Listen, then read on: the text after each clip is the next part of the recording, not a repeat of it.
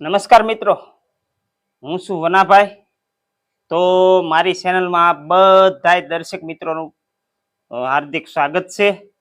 તો કેમ છો બધા? મજામાં હશો. અને આજે આપણે રેસીપીમાં એક કોઈ ન તમને દેખાડ્યું હોય એવું બનાવીને બતાવવાનું છે. તો મિત્રો જોતા રહેજો મારો આ આખો વિડીયો, અને મારો વિડીયો પૂરેપૂરો તમે જોજો. તો આ આપણે લાવ્યા છીએ કંઈક આવું. આ તમે બધાએ જોયું જ હશે કે આ કેમાં થાય છે. આ મિત્રો છે પોયણા. પોયણા એટલે આ પાણીની અંદર થાય, અને શુદ્ધ ભાષામાં આને કમળ કહેવાય. આ સફેદ કમળ છે, અને ગુલાબી કમળ આવે ને એ કમળ કાંકડી કહેવાય. કમળ કાંકડી આપણે પૂજામાં વપરાય, ગોળ ગોળ એના બિયા આવે, અને એનું ફૂલ થાય ગુલાબી, આનું ફૂલ થાય સફેદ. તો હમણાં તમને એકાદું ફૂલ છે ને હું ખીલાવીને બતાવું. જો કે સવારમાં તો ખીલેલા જ હોય. જેટલું ઊંડું પાણી હોય ને એટલો લાંબો આનો દાંડલો, એટલે કે હરિયો હોય. જો બહુ ઊંડા પાણીમાં હોય ને એ લાંબો દાંડલો હોય છે, અને ઓછા ટૂંકા પાણીમાં હોય એવો આ ટૂંકો હોય. એ રીતે આ કમળ થતા હોય. તો આપણે આને ગામડાની અંદર પોયણા કહે. તો આપણે આજે પોયણાનું શાક બનાવવાનું છે મિત્રો. કોઈ જે તમે સાંભળ્યું કે જોયું કે બનાવ્યું કે કાંઈ નહીં કર્યું હોય, તો પેલા પોયણાનો પરિચય તમને આપું.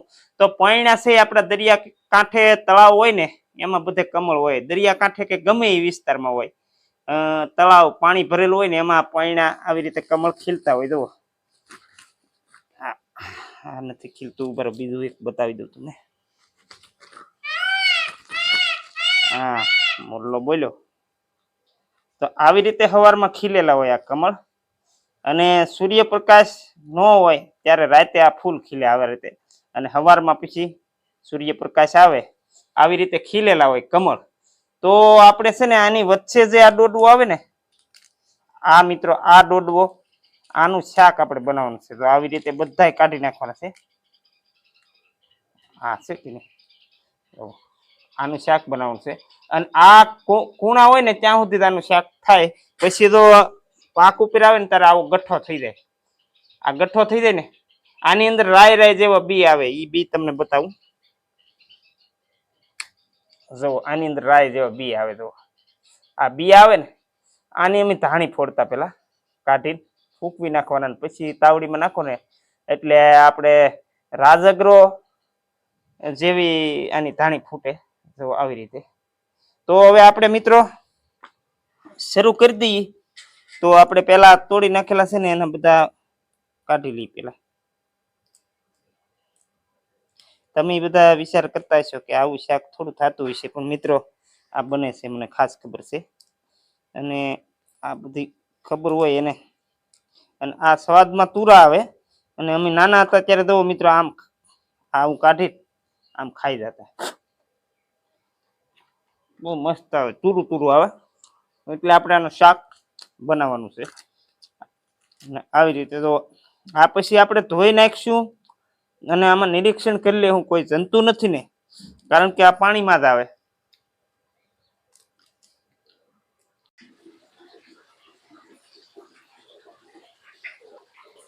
હાલો મિત્રો, તો આપણે પોયણા ફોલી નાખ્યા. જો આ પોયણાના આવી રીતે વચ્ચેથી આ એક ગઠોડા કહેવાય, ગઠ્ઠા કહીએ અમે ગામડાની સાદી ભાષામાં. અને આ પાકે પછી આવી રીતે ગઠ્ઠા થાય. જો આમાં લે આ નીકળ્યા છે ને આપણે પેલા બતાવ્યા. તો આ પાકલ એટલે આની અંદર બિયા થઈ ગયા હોય ને આ કુણા હોય.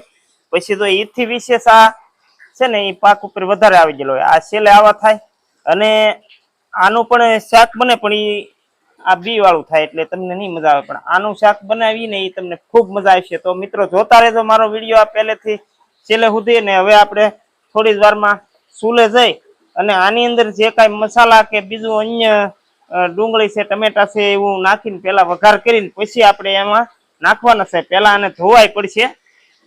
હાલો મિત્રો, આને છે ને ધોઈ નાખીએ આવી રીતે, એટલે આમાં કાંઈ કચરો બસરો હોય ને તો નીકળી જાય.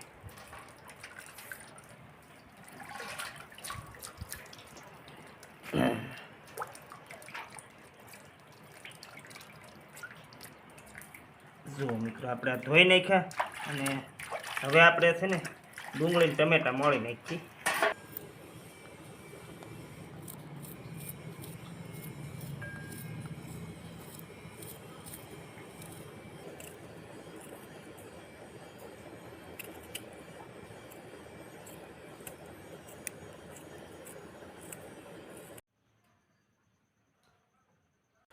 હાલો મિત્રો ચૂલો પેટાવી દઈ અને લોહી મૂકી દઈ.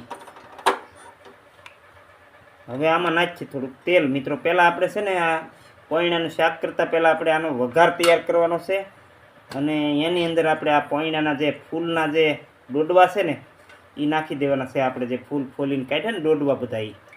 તો આ તેલ નાખ્યું.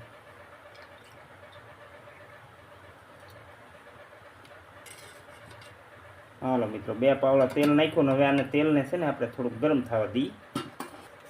હાલો મિત્રો તેલ આવી ગયું. પહેલાં નાખીશું રાઈ, હવે નાખીશું જીરું,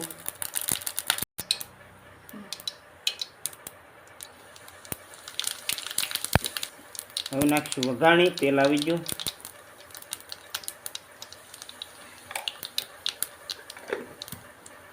હવે નાખીશું ડુંગળી,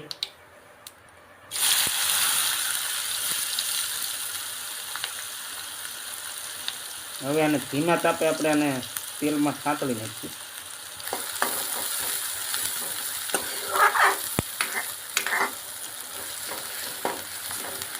હાલો મિત્રો આને ઘડીક હવે ઢાંકી દઈએ. હાલો મિત્રો ડુંગળી હવે તેલમાં કકડી ગઈ. હવે નાખીશું ટમેટા.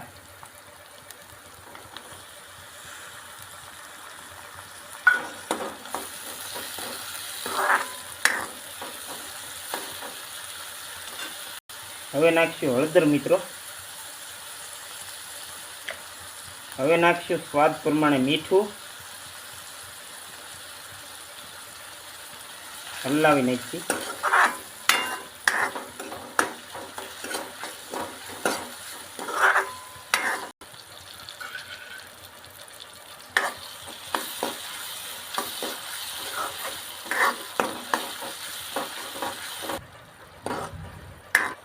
હાલો મિત્રો હવે વઘાર છે ને આ ડુંગળી ને ટમેટાને એવું સળવાયું એટલે મરચું નાખી દીધું.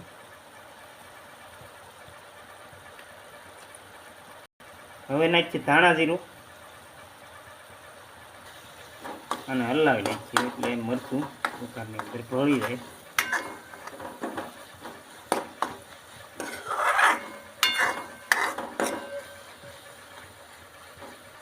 થોડુંક આની અંદર મિત્રો પાણી નાખી દઈએ. આપણે 1/2 કપ જેટલું પાણી નાખ્યું એટલે રસાદાર થોડુંક બની જાય.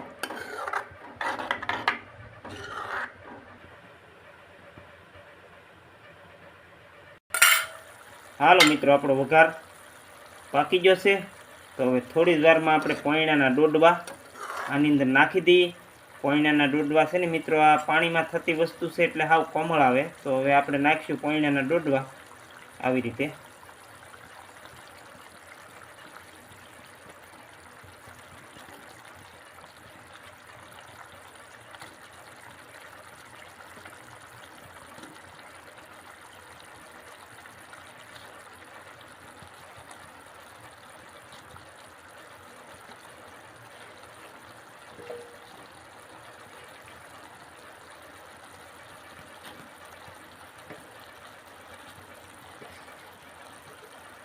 હાલો મિત્રો હવે છે ને આને આપણે હલાવી નાખીએ અને આ વઘાર કર્યો ને એની અંદર ભળી જાય અને પછી થોડીક ઢાંકી દઈએ એટલે આપણું શાક મિત્રો આને સડતા વાર ન લાગે. આ એક જાતનું ફૂલ જ કહેવાય.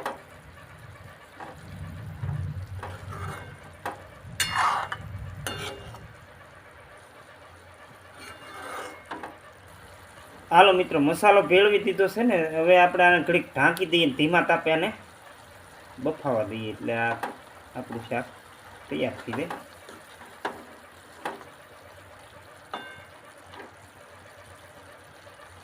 ઢાંકી દઈએ. હાલો મિત્રો જોઈ લઈએ.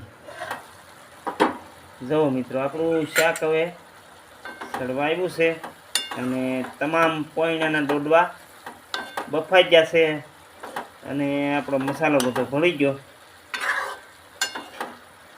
તો થોડી વારમાં આપણે આમાં કોથમરી નાખી દઈએ મિત્રો.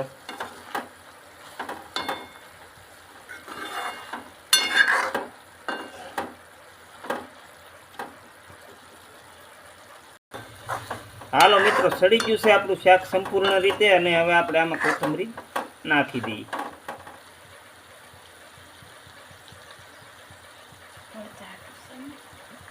હાલો મિત્રો, કોથમરી નાખી દીધી, અને હવે આપણે શાકને ચૂલા ઉપરથી ઉતારી લઈએ.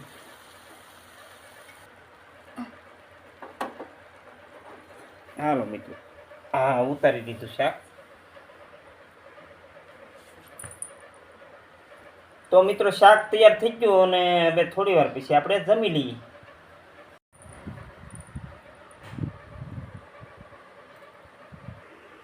તો હાલો મિત્રો, આપણે આ પોઈણાનું શાક હવે ખાઈ લઈએ. આ રોટલો ને બેવાનું.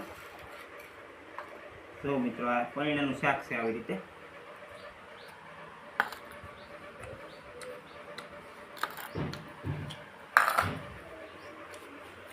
એકદમ મિત્રો ટેસ્ટી આવે, પણ થોડુંક ચીકણું થાય, આમ ચીકાશ વાળું હોય.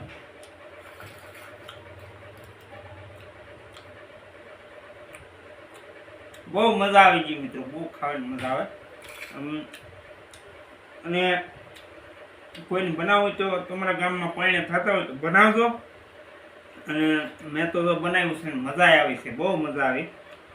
આ મિત્રો તમને કહું ને, થોડુંક સહેજ શિકાશ પડતું હોય એમાં, બાકી બીજું આમ ખાવાની બહુ મજા આવે. જો આવી રીતે. તો મિત્રો, અહીંયા આપણે વિડીયો પૂરો કરીએ. અને આવા નવા વિડીયો જોવા માટે મારી ચેનલને સબસ્ક્રાઈબ કરજો, અને વિડીયો ગમે તો લાઈક કરજો, શેર કરજો. આવજો. રામ રામ, સીતારામ.